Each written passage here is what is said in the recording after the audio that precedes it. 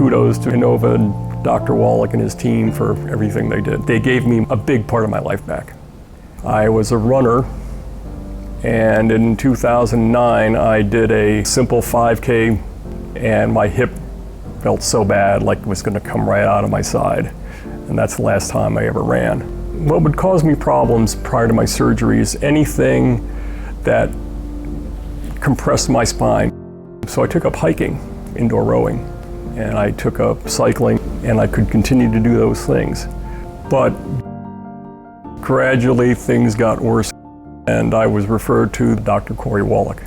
Mark had a very unique condition in his spine because he had multi-level stenosis, which is basically multiple levels of pressure on the nerves in his spine, but he also had instability due to the severity of his arthritis. The first time Dr. Wallach saw me, he said, "You're still moving around pretty well," and I would be reluctant to do much at this point.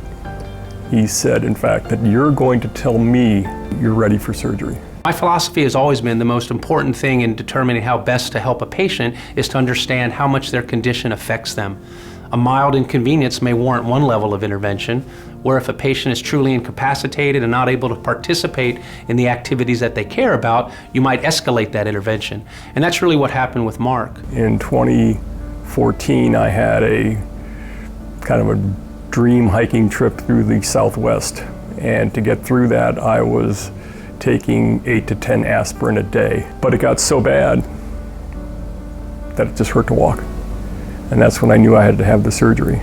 So working up his plan of care, we decided to proceed with what's called a decompression, which is to free up the pressure on the nerves.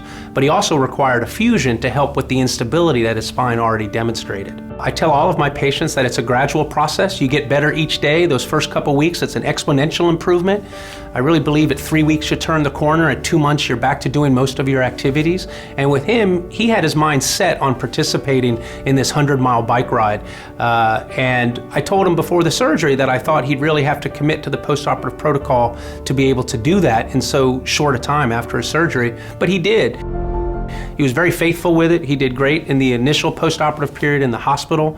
When we transitioned him to outpatient physical therapy, he was very committed to this as well.